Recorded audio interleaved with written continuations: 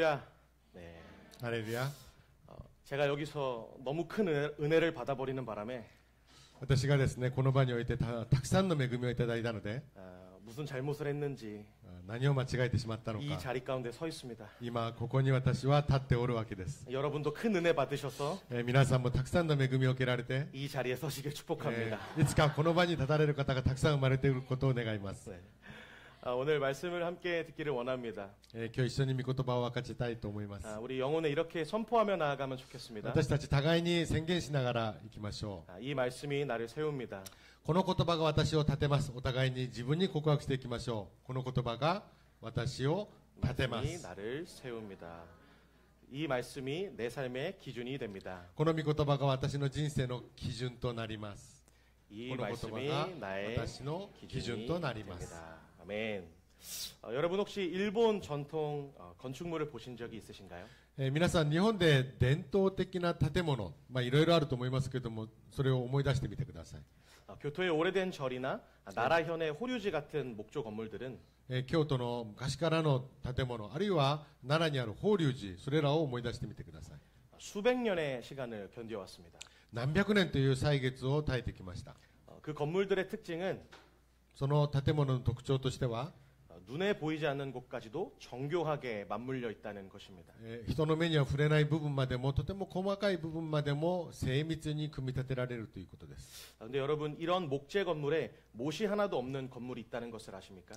中にはその建物の特徴としてはですね、鉄の釘が使われ、一本も使われてないということなんです。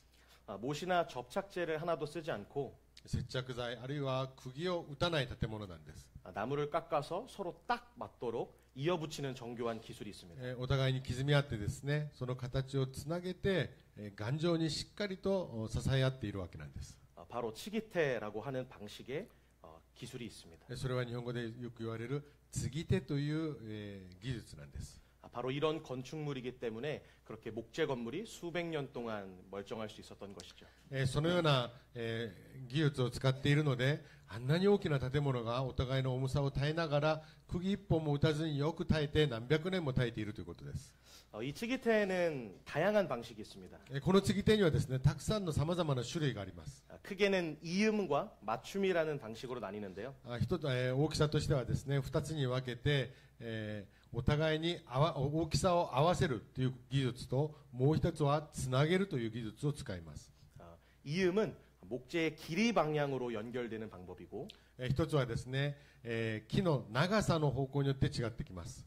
맞춤은 목재를 직각으로 연결하는 방법입니다. そして合わせるという言葉はですね、お互いを直角に合わせて、体重の重たさを分散するということです。 바로 이 방법으로 못 하나 없이도 시간이 지나도 흔들리지 않는 목재 건물이 완성되는 것인데요. このような巧みな技術を得て、あのような大きな建物がですね、崩れずにお互いの体重を支え合って今まで生きているわけなんです。 표면적으로는 아무 일 없는 듯 고요합니다. 表面的にはお互いにしっかり頑丈に平安に組み合っています。 그러나 내부에서는 오랜 시간 깎이고 맞춰지면서 수축과 팽창을 이룹니다. ところがその木材の立場から見たときに、長い歳月の間お互いを刻みながら、お互いを押し合いながら少しずつ削れていって、今のちょうどいい組み合いになっているわけなんです。 그러면서 서로 보이지 않는 연결이 견고해지는 것입니다. そうする中でお互いに崩れない連結となってお互いを支え合っています。 오늘 우리가 함께 읽은 에베소서 2장 말씀을 통해 今日私たちが読みましたエペソの手紙の2章の御言葉を通して、 하나님께서는 이와 같이 보이지 않지만 견고해지는 건축을 설명합니다. 神様は同じく我々にもこのようにお互いに頑丈につなぎ合わせる組み合わせをくださっているわけなんです。 그 건축물이 바로 지금 여러분과 함께하는 이 교회이기도 하고 その建物に使われているというのが、例えばこの教会、建物のチャペルノアでもありえますし、 그리고 여러분과 저 そして皆さんと私、 우리 공동체를 이야기하기도 そ 합니다. して我々全体的な共同体の意味としても使われます。 오늘 본문 앞부분에는 유대인과 이방인이 나오는데요. 今日の本文の前の方を見ますと、ユダヤ人と異邦人と呼ばれる人々が出てきます。 그들은 너무나도 달랐습니다. 彼らはあまりにもお互いが違いすぎました。 비슷한 지역에 살고 있지만 同じ似たような地域に暮らしてはいますけども、 그들의 역사와 문화, 정체성까지는 너무도 달랐던 존재들입니다. 彼らの歴史、文化、アイデンティティはとても違っていたわけなんです。 지금 이 자리에 있는 우리들과 같이 말입니다. まるで今座っている日本、韓国のそれぞれの文化で生きてきた我々を意味することもあります。 일본이라는 땅에서 믿음을 지켜오신 성도 여러분과 日本というこの国でですね、クリスチャンとしての信仰を守って耐えてきた日本の信徒の皆様、 한국에서 온 저희 청년 아웃리치 팀, そして韓国から訪れてきたヨシュアのアウトリーチのチームの皆様、 우리는 모두 문화도 언어도 살아온 배경도 다릅니다. 我々はそれぞれ生活してきた地域によって文化、価値観、常識、これらのものが異なった常識で持ってきております。 그러나 오늘 본문은 이야기하고 있습니다.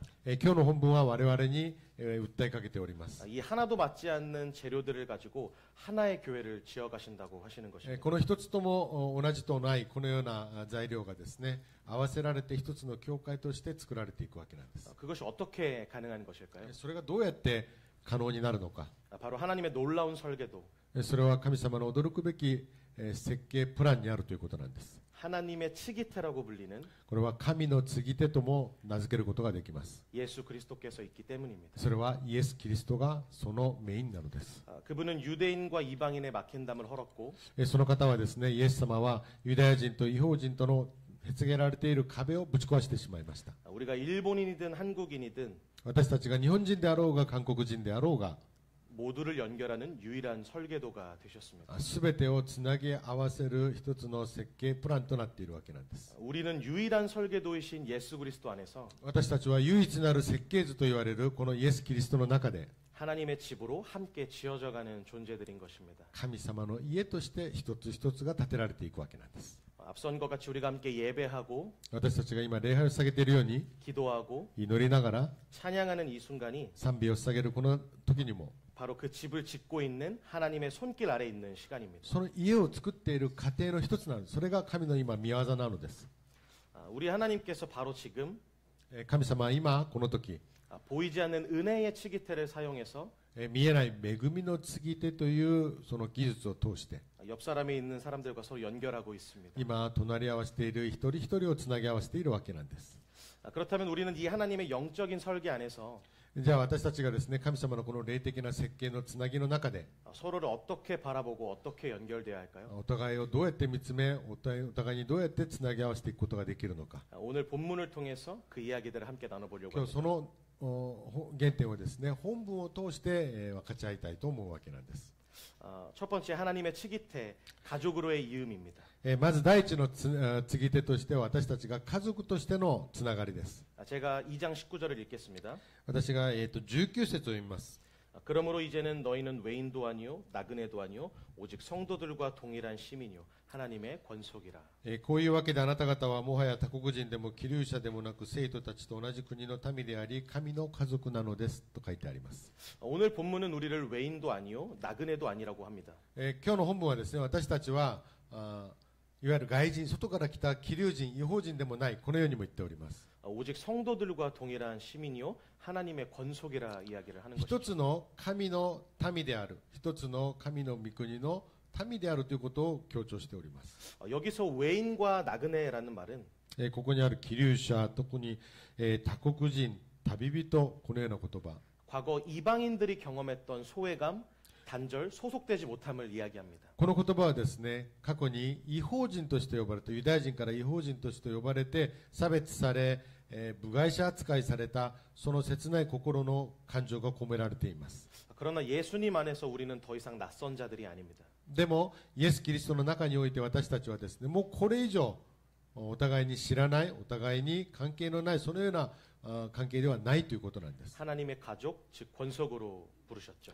神の家族であり、そして神の民であるとはっきりと主張しております。 그렇다면 하나님은 왜 우리를 권속으로 부르셨을까요? じゃあなぜ神様はそのように私たちを呼び集めてくださったんでしょうか。 그것은 단순히 지위를 바꾸는 것에서 끝나는 것이 아닙니다. それはですね、かき混ぜて地位をかき混ぜるとかというそのようなレベルの問題ではありません。 하나님은 창조와 구원의 설계도를 따라서 神様は天地創造の設計と救いの設計、これに基づいて 우리를 가족으로 연결하셨기 때문에 私たちを全部家族としてつなぎ合わせてくれたんです。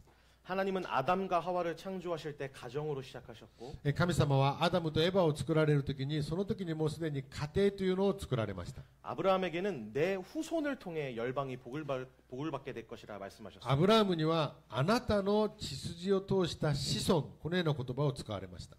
예수님은 하나님의 아들이신 그분이 우리의 형제가 되어 함께 사신다고 하십니다. イエス様はですね、神の子供として、そして我々すべてが兄弟姉妹であるというふうにも表現されました。 여러분 기억하셔야 됩니다. 我々が忘れてはならないところがここです。 성경의 모든 언약은 늘 가족 관계 속에서 이루어졌습니다. 聖書にあるすべての約束はですね、家庭をベースにして、家族をベースにして行われているんです。 요한복음 1장 12절은 이렇게 이야기합니다. ヨハネの福音書に書かれている内容です。 영접하는 자, 곧 그 이름을 믿는 자들에게는 その名を信じる者には 하나님의 자녀가 될 권세를 주셨느니라. 神の子としての権勢を与えてくださったというのが書いてあります。 로마서 8장 15절도 이렇게 이야기합니다. ローマ書8章15節にも書かれております。 양자의 영을 받았으므로 우리가 아바 아버지라 부르느라. 私たちは容赦として、の子供としての権威を受けてアバ父よという言葉を使うことができると書かれております。 우리는 외부인에서 가족인 자녀가 되었습니다. 私たちは部外者から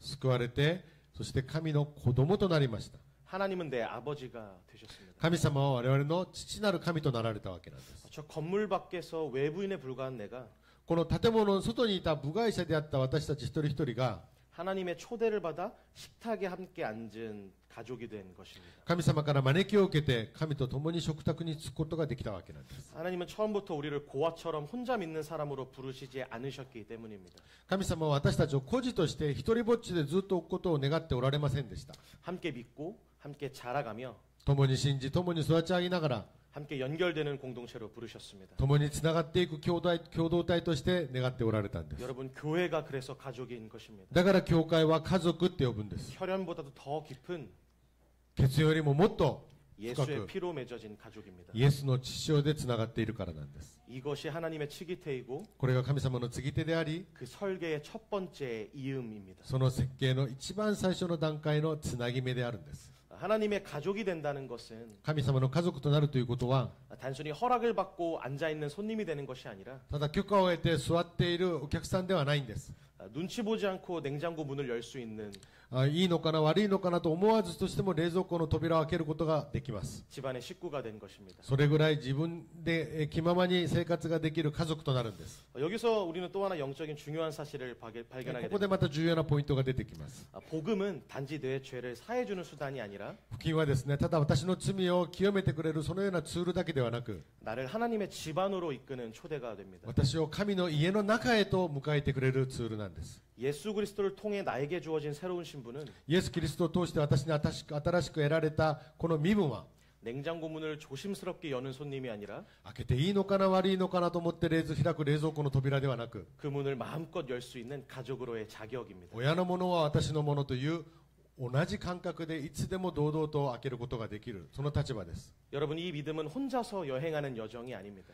この信仰というものはですね、一人っきりの旅ではないんです。 하나님께서 우리를 권속과 가족으로 부르셨다는 것은 神様が私たちを家族として呼んで迎え入れてくださったということは、 우리가 각자 믿고 흩어지는 개인이 아니라 私たちがそれぞれ各自の信仰によって散らばっていくものではなく、 서로 연결된 지체, お互いにつながっていく家族、 서로를 맡아주는 존재로 부르셨습니다. お互いを支え合いながら生きていく家族なのです。 여러분 중요한 것은 皆さん大事なのは、 이 가족됨은 선택이 아니라 맡겨진 관계라는 この 것입니다. 家族はですね、選択とかチョイスではなくて我々に与えられた神様からの恵みなんです。 우리는 스스로 가족을 고를 수 없습니다. 私たちは自分で家族を選んで生まれてきた人は誰一人いません。 교회 공동체 안에서의 관계도 教会の中の共同体の中でも、 내가 선택하고 싶은 사람만 선택할 수 없습니다. 私が信徒たちを選んで一つの教会を作るというのは不可能なことです。 그러나 하나님은 바로 그리스도의 피로 맺어진 관계를 통해서 ですけど神様はキリストの血潮によって結ばれた我々一人一人を、 우리가 책임져야 할 사랑을 가르쳐 주십니다. 私たちが一人一人が背負っていかなければならない愛の責任であるということを教えてくださっているんです。 그렇다면 우리가 하나님의 가족이고 で、私たちが神の家族であり、 이 치기태의 첫 이음에 참여한 사람들이라면 この継ぎ手に一番最初に参加したつなぎ目であるんであるならば、 어떤 순종으로 살아가야겠습니까? どんな従順が我々に要求されるんでしょうか。 여러분 먼저 질문해 보십시오.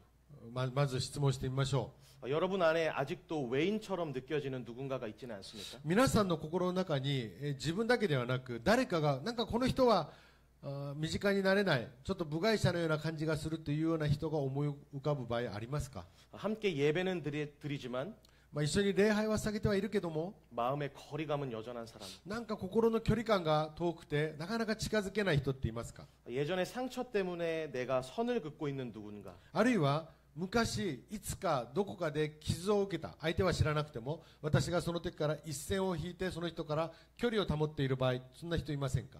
여러분 그 사람이 바로 오늘 하나님께서 다시 있기를 원하시는 치기태의 대상입니다. ではですね今日からこの時間からそのラインを越えて神様のつなぎ手によって一緒になろうではありませんか？ 하나님의 가족이 되었다면 神の家族となったということは 이제 누군가의 가족이 되어주는 사람이 되어야 합니다. 私もその方の家族になるということなんです。 손을 내미셔야 합니다. だから私から手を差し伸べ 말을 るんです。 걸어보십시오. 言葉をかけていくんです。 기도라도 시작해야 하는 것입니다. あるいはその人のために祈り始めるんです。 내가 먼저 다가가야 될 사람의 이름을 품고 私がまず近づって寄っていかなければならない人の名前を覚えて 작게나마 기도를 해보는 것입니다. あるいは小さな声でもいいですから祈り始めるんです。 분명 하나님께서는 당신에게 하고 싶은 말이 있고 そしたらば必ず神様はその時に私たちに声をかけてくださいます。 그것을 기다리고 계십니다. それを待っておられるんです。 그리고 우리는 더 시선을 멀리 두어야 됩니다. そして私たちは次のステップに行くわけなんです。 아직 이 가족의 자리 가운데 들어오지 못한 이들, まだこの家族のラインの中に入ってこれない方々、 하나님의 냉장고 문을 열 복음을 듣지 못한 사람들, まだ我が家に来ても冷蔵庫を開けるのにためらっている人がいるかもしれません。 하나님과의 식탁이 어색한 사람들, 神様と共に集うこの食卓になかなか座りきれない人々、 그들을 향한 우리의 사랑은 その人々に向けたその愛は 그 연결은 바로 섬김과 선교입니다. それは使えながらそしてそれが宣教という方法でつなぐことができるんです。 그것을 통해 하나님의 설계도가 그려지는 것입니다. それを通して神様の設計図がもっと広がっていくわけなんです。 섬김은 가까운 이웃에게 손을 내미는 이음이고 使えるということはですね私たち今そばにたくさんおられる近隣の方々にも手を差し伸べる方法です。 선교는 온 열방을 향한 이음입니다. 宣教というのはですね全世界に向けて福音を伝えることなんです。 그것이 복음의 초대장임을 잊지 마십시오. それが福音への招待状であるということを忘れないでください。 여러분의 삶이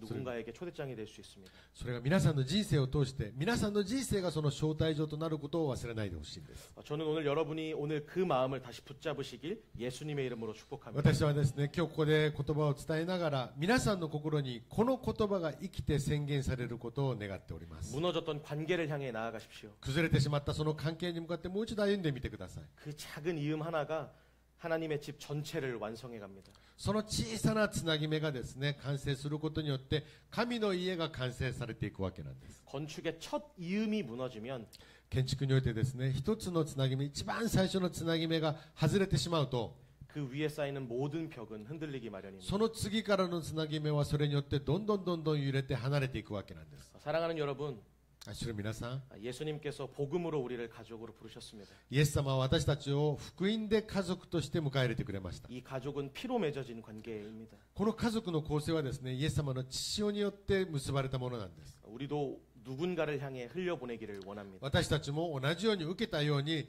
誰かにそれを流すことがとても大事なことです。 영혼 앞에 머뭇거리지 않기를 바랍니다. 魂の前でためらわないでください。 집을 세우는 자로 서십시오. 家を建てる者として仕えてください。 냉장고 문을 여는 자로, 冷蔵庫を私が開けてあげるんです。 먼저 사랑하는 자로, そして愛する者として 이음의 자리에서 순종으로 동참하시길 そ 바랍니다. のつなぎ目からそして従順へと進み歩んでください。 하나님의 설계도는 지금 여러분들을 통해 완성되고 있습니다. 神様の設計図は建てられた設計図は皆さん一人一人を通して完成されていくのです。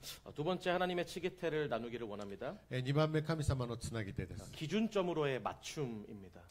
基準点に向かっていく組み合わせです。 제가 20절을 읽도록 하겠습니다. 20節をご覧になってください。 너희는 사도들과 선지자들의 터 위에 세우심을 입은 자라.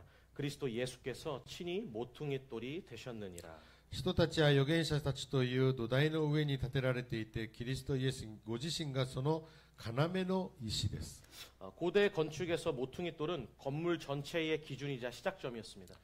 日本でもそうですけどどこ行ってもそうです。建築物を建てるときに一番その基礎となるその要の石というのがとても大事なポジションを作ってくれます。 그 돌을 기준으로 다른 모든 돌의 방향과 각도가 결정되었습니다. その要の石となるものが、基準となるものが置かれて、そこから基準にあって一つ一つの石の、位置や向きが変わってきます。 그 기준이 어긋나면 건물 전체가 기울어지거나 무너질 수밖에 없습니다. なので基準が揺れてしまうと全てが揺れていつかは倒れてしまいます。 바울은 오늘 본문에서 이야기합니다.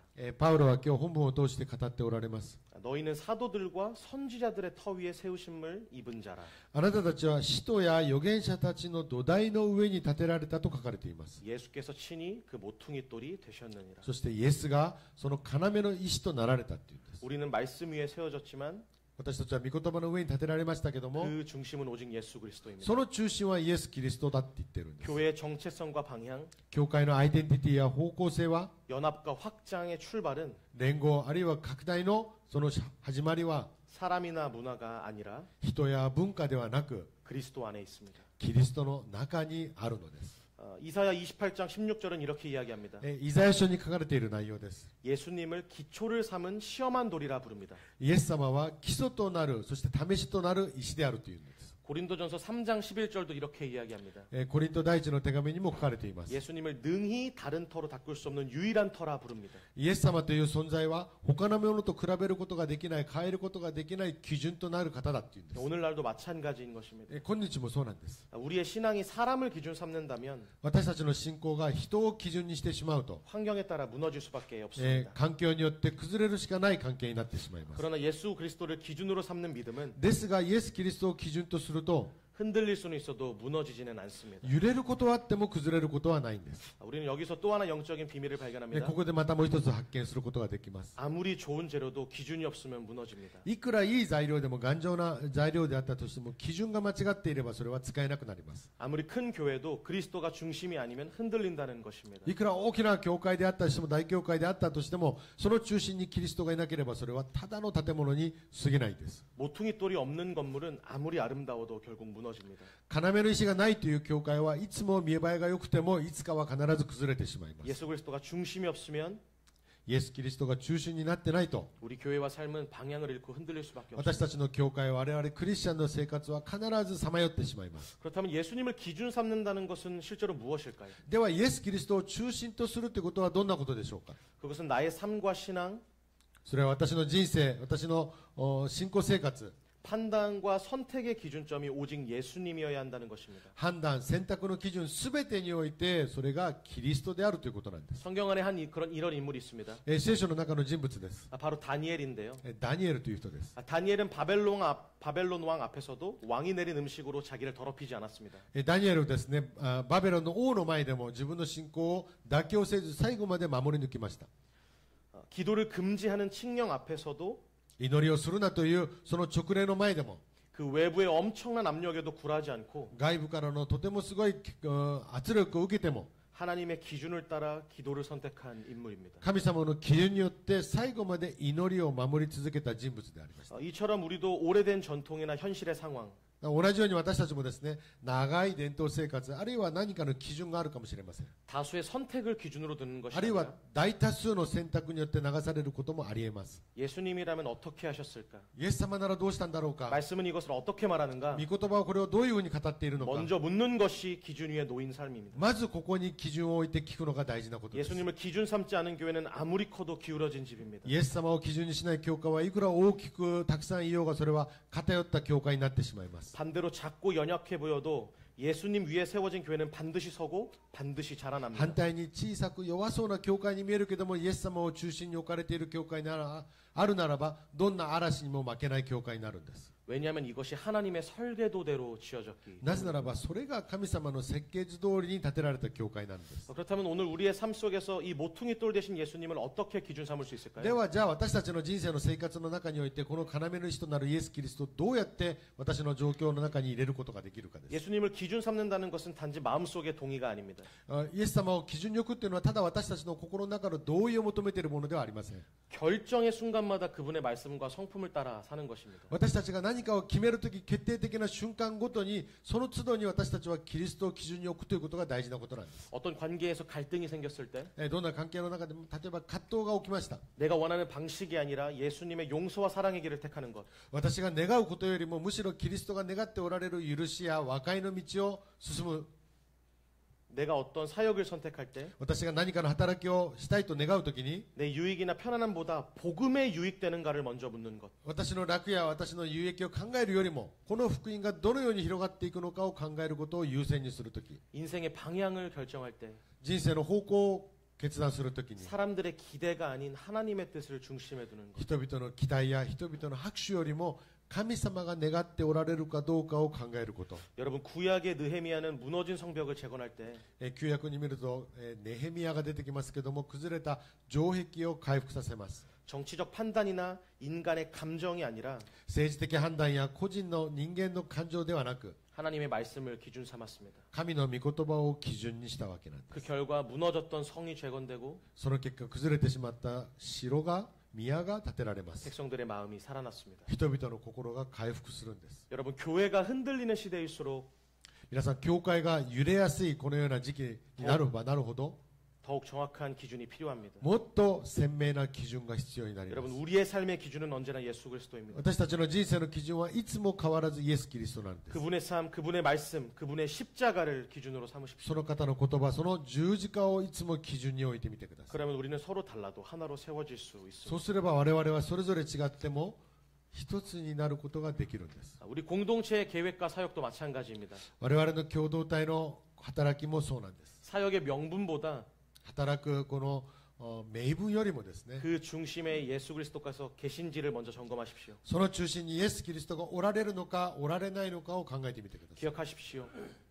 忘れないでください。 기준이 분명할 때 교회는 복음 위에 견고히 세워집니다. 基準が明らかな時にこそ教会は正しく前に進むことができます。 사랑하는 여러분, 치기태의 두 번째 맞춤은 기준점을 향한 연결입니다. この次手の2番目のポイントは何かというと、その基準を確かにするということです。 기준이 분명하면 다양한 조각들이 하나의 건물로 세워집니다. 基準が明らかであるならば、その建物は必ずしっかりと設計図通りに建てられます。 그러나 기준이 흔들리면 아무리 좋은 재료에 돌이 모여 있어도 ですが、基準が揺れていってしまうと、いくら頑丈な立派な材料を持ったとしても、 그것은 견고한 건물이 아니라 곧 무너질 구조물에 불과합니다. それは頑丈な建物ではなく、ただ積み重ねた建物なので、いつか必ず崩れてしまいます。 하나님은 지금도 우리를 세우고 계십니다. 神様は今も我々を建てられておりま 그 す。 중심에 예수 그리스도를 두십시오. その中心にイエス・キリストを置いてください。 그 위에 여러분들의 믿음, その上に皆さんの信仰、 관계, 사역, 선교를 세워가십시오. 関係、働き、宣教をつなぎ合わせていくんです。 지금 여러분의 삶의 설계도에는 그 모퉁이돌이 어디에 있습니까? 皆さんの人生の設計図の中にはその要の石は一体どこにあるんでしょうか。 저는 축복합니다. 私は祝福します。 여러분이 오늘 다시 예수 그리스도를 중심으로 모시고 皆さんがもう一度イエス・キリストを中心として迎え入れて、 그 위에 삶을 세우는 결단이 있기를 その 축복합니다. 上に人生を築き上げていく人生と変わることを願いま 여러분의 す。 삶의 설계도에 그리스도를 기준으로 세운 인생이 되어서 皆さんの人生の設計図の中にイエス・キリストを中心として置かれて、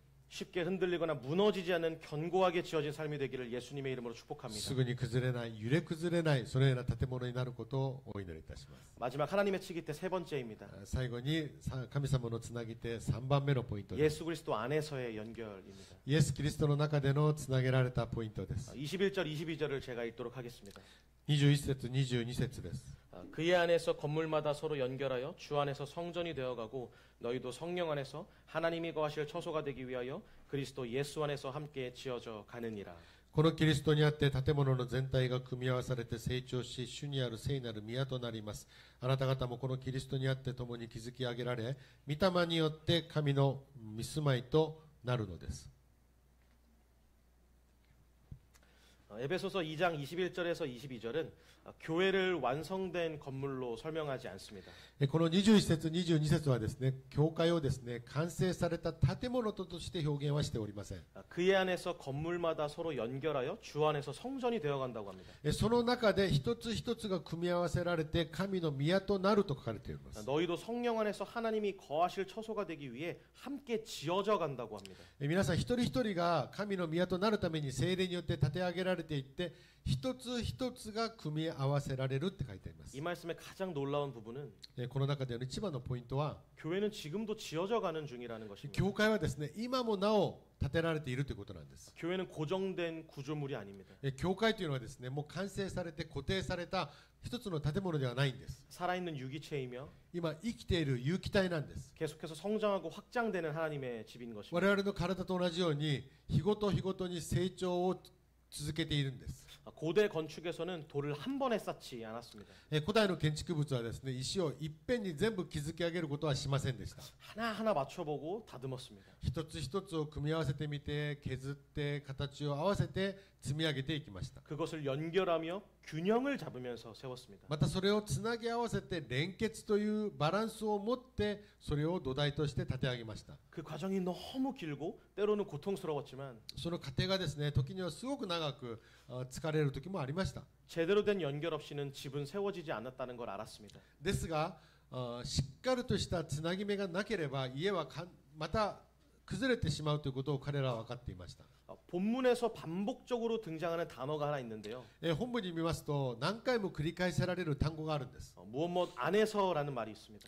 その中にあってその上にあってという言葉が何回も使われています。 그리스도 안에서 キリストの中で、 주 안에서 主の中で、 성령 안에서 聖霊の中で、 지어가는 교회는 そして作られていく教会は 인간의 힘으로 연결된 공동체가 아닙니다. 人間の力でつなぎ合わせていく共同体ではないんです。 성령 안에서 하나님의 처소로 연결되고 聖霊の中でつなぎ合わせられた一つ一つの宮として 그것으로 성장하는 은혜의 공동체인 そうやっ 것입니다. て成長していく恵みの共同体となるのです。 그래서 일본 성도 한 사람 한 사람은 だから日本のクリスチャン一人一人はですね、 이 땅에 세워지는 거룩한 집의 벽돌이고 この地に建てられた一つ一つのとても清められた神の住まいである。 한국에서 온 저희는 そして韓国から来られた青年たちは 그 집 위에 얹히는 돌이며 その基準にしてその上に建てられた。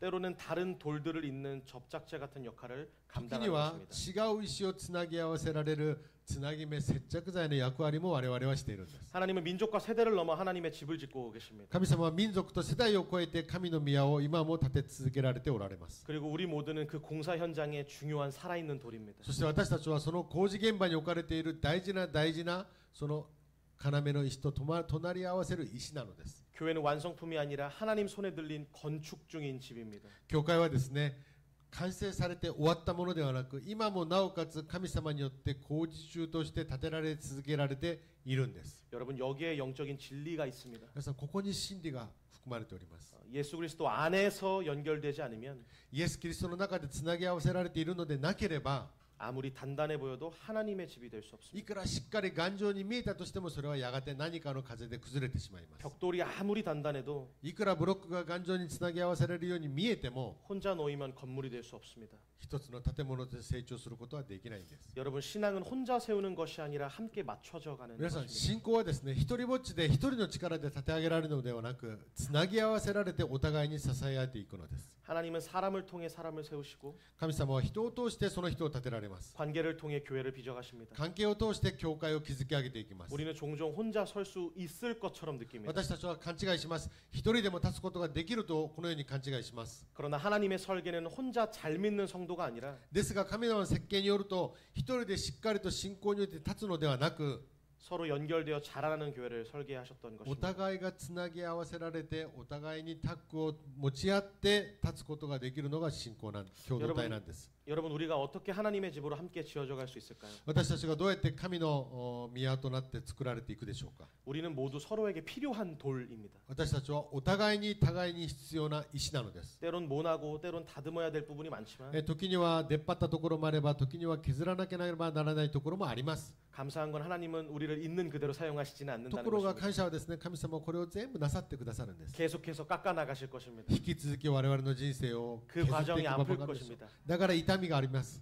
그러나 하나님의 뜻대로 반드시 세워질 것입니다. だけども確かなことは神の計画によって立てられていくのです。 서로가 연결되도록 계속 빚어가십니다. お互いがつなぎ合わせるようにしていきます。 여러분 하나님이 포기하지 않으셨습니다. 皆さん、神様は諦めておられません。 여러분이 연결을 포기하지 마십시오. 皆さんが諦めないでください。 때로는 관계 안에서의 아픔이 있고 特には関係の中に痛みがありえます。 서로 맞춰지는 과정이 お 고되더라도 互いつなぎ合わせられるのが嫌な時もあります。 바로 그때 교회가 지어져 가는 でもそれらを通してそれらを乗り越えた時に教会が前に進むしていくことができます。 사도행전 18장에는 이런 장면이 있습니다. 使徒の働き18章に見るとですね、こんな場面が出てきます。 브리스길라와 아볼로, 바울이 서로 연결되는 장면인데요. ブリスキラ、アブロ、そしてアポロと、そしてパウロと立てられる時があります。 교회를 함께 세워가는 장면이 나옵니다. 教会を立て上げていく過程が出てきます。 서로의 장점은 다 달라도 お互いの特徴は違ったとしても、 복음을 기준으로 연결될 때 福音を基準にしてお互いがつなぎ合わせられる時、 교회는 세워집니다. 教会は立てられていくのです。 여러분 우리도 마찬가지인 皆 것입니다. さん、我々も同じなんです。 내가 지금 만나고 있는 사람들, 私が今出会っている方々、 내가 함께 사역하는 팀, 私がいつも共に働いているチーム、 이 공동체는 この共同体はですね、 모두 관계 속에서 지어져 가고 す 있습니다. べてが関係の中で今成し遂げられております。 하나님은 벽돌만이 아니라 神様はこのブロックだけではなく、 그 벽돌 사이의 연결을 통해서도 교회를 지으십니다. ブロックとブロックをつなげるこの接着の部分までも神様は用いて使ってくださるんです。 여러분 앞서 얘기했던 목조 건물을 기억하십시오. 皆さん、一番最初に話した木造建築の建物を思い出してみてください。 수백 년의 시간 동안 견고했던 것은 何百年も今まで続けられた理由は、 오히려 수백 년의 시간이 지나며 수많은 수축과 팽창을 경험했기 때문입니다. その何百年の歳月の中でお互いに伸びながら縮みながらお互いを削り合っていきながら今の接続になったんです。 여러분 우리의 작은 순간 하나하나도 この小さい一つ一つにおいてもですね、 수축되고 팽창되며 私たちの人生も伸びながら時には縮みながら 시간이 흐를수록 더욱 견고해질 것입니다. 時間を超えていくたびに私たちの接合はとても頑丈になっていくんです。 여러분 우리는 지금 하나님의 건축 현장 한복판에 서 있습니다. 私たちは今神様のこう建てられる建築構造の過程の中の工事現場に立っていると考えてみてください。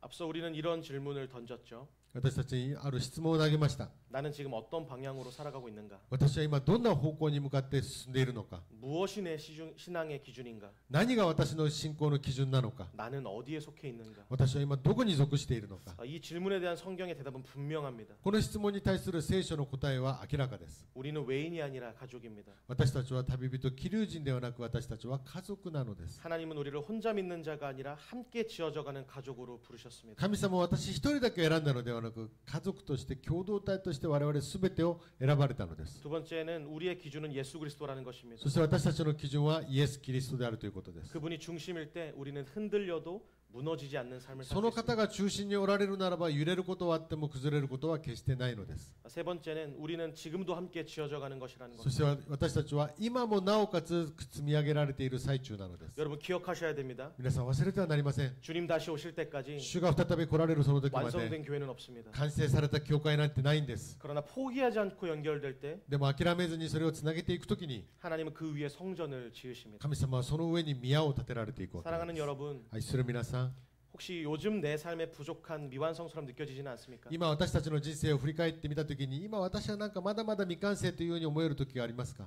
혹은 다른 사람과의 관계나 나의 업무나 あるいは、他人との関係の中で難しいこと、あるいは自分の仕事の中で今険しいこと、 사역이 외롭고 힘드시진 この 않으셨나요? ような人生の営みが寂しくて孤独でわびしいと感じる時ありますか？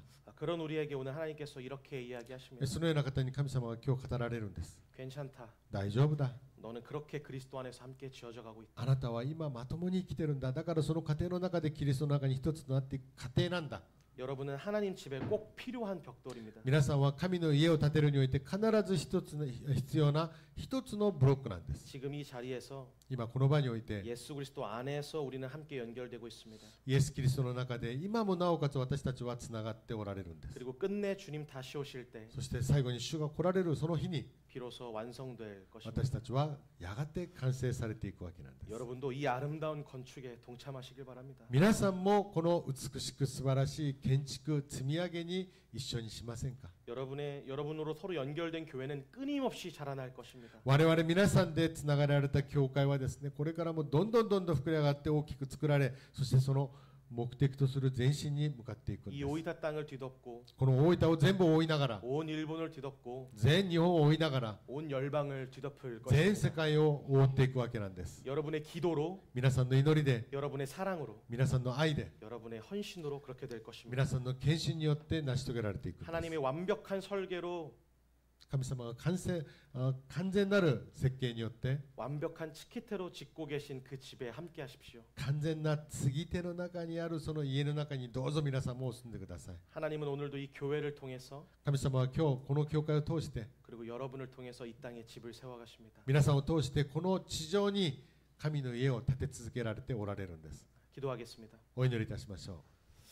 사랑이 많으신 하나님, 愛なる神様ありがとうございます。 오늘도 우리를 말씀 위에 세우시니 감사합니다. 今日も私たちを御言葉の上に立ててくださったことを感謝いたします。 외인이었던 우리를 하나님의 가족으로 부르시고 旅人のようだった私を家族として迎え入れてくださり、 예수 그리스도를 기준으로 삼게 하시며 イエス・キリストを基準として迎え入れて、 지금도 우리를 하나님의 집으로 지어가게 하심에 감사합니다. 今もなお神様の家として神の宮として私を建て続けていることをありがとうございます。 주님, 主よ、 우리의 시선을 예수님께 고정하게 하시고 私たちの視線をこの目線をイエス・キリストに固定させてください。 우리의 무너지고 흩어진 마음을 다시 연결하사 私たちの崩れたこの揺れた心をもう一度イエス・キリストにつなぎ止め、 이 땅 위에 복음의 집을 함께 세우는 자가 되게 하여 こ 주시옵소서. の地上に福音を立てる我々と導いてください。 예수 그리스도의 이름으로 기도드립니다. イエス・キリストのお名前でお祈りいたします。 아멘. アーメン。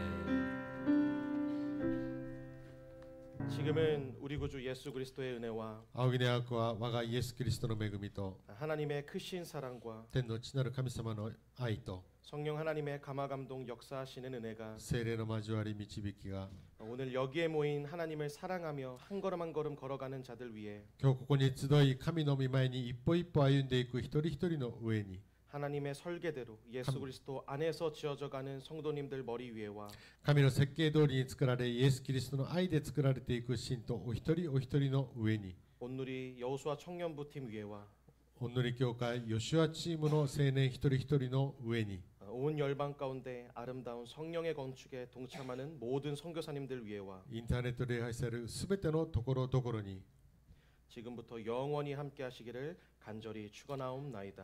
今から常しえにありますように。 아멘. アーメン。